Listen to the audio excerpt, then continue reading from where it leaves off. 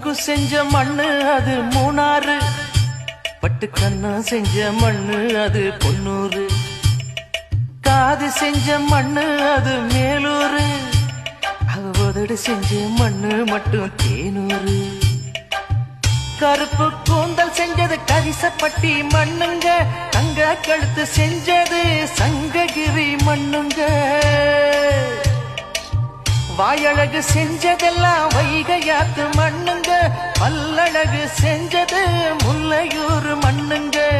நெத்தி செய்யும் மண்ணுக்கு சுத்தி சுத்தி வந்தேங்க, நிலாவில் மண் எடுத்து நெத்தி செஞ்சேன் பாருங்க.